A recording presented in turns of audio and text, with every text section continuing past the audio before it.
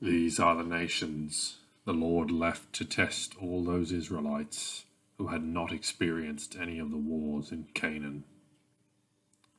He did this only to teach warfare to the descendants of the Israelites who had not had previous battle experience.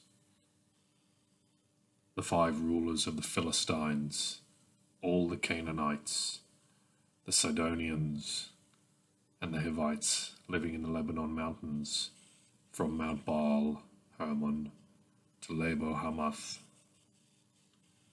They were left to test the Israelites, to see whether they would obey the Lord's commands, which he had given their ancestors through Moses.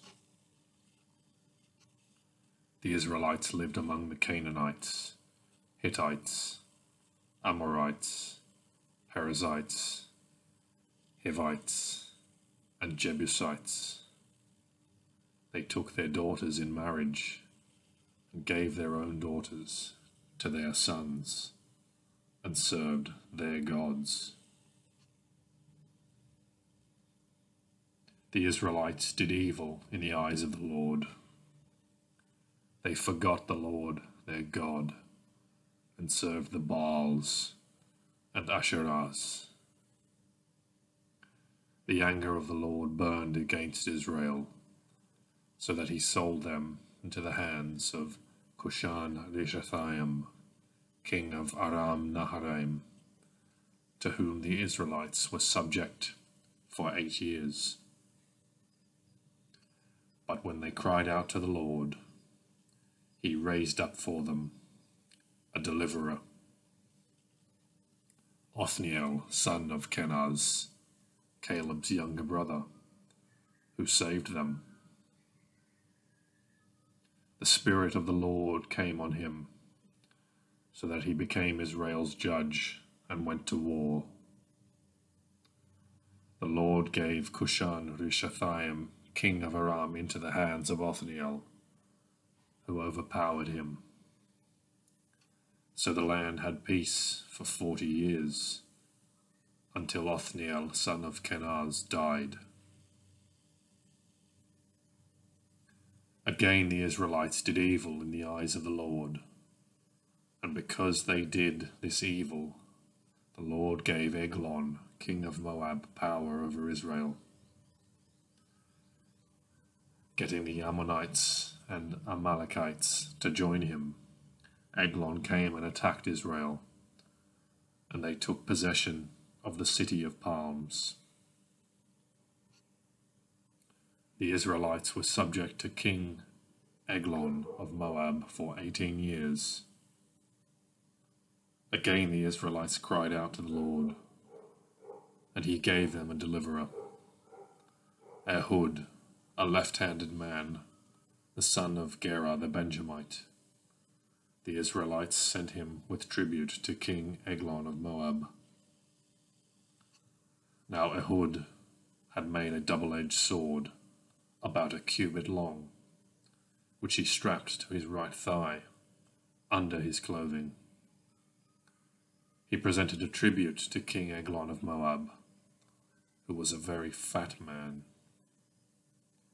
After Ehud had presented the tribute, he sent on their way those who had carried it. But on reaching the stone images near Gilgal, he himself went back to Eglon and said, "Your Majesty, I have a secret message for you." The king said to his attendants, "Leave us," and they all left. Ehud then approached him while he was sitting alone in the upper room of his palace and said, "I have a message from God for you." As the king rose from his seat, Ehud reached with his left hand, drew the sword from his right thigh, and plunged it into the king's belly. Even the handle sank in after the blade, and his bowels discharged. Ehud did not pull the sword out, and the fat closed over it. Then Ehud went out to the porch He shut the doors of the upper room behind him and locked them. After he had gone, the servants came and found the doors of the upper room locked. They said, "He must be relieving himself in the inner room of the palace." They waited to the point of embarrassment, but when he did not open the doors of the room, they took a key and unlocked them. There they saw their lord fall into the floor, dead. While they waited, Ehud got away. He passed by the stone images and escaped to Sarah. When he arrived there, he blew a trumpet in the hill country of Ephraim, and the Israelites went down with him from the hills, with him leading them. "Follow me," he ordered, "for the Lord has given Moab, your enemy, into your hands." So they followed him down and took possession of the fords of the Jordan that led to Moab. They allowed no one to cross over. At that time, they struck down 10,000 Moabites, all vigorous and strong. Not one escaped. That day, Moab was made subject to Israel, and the land had peace for 80 years.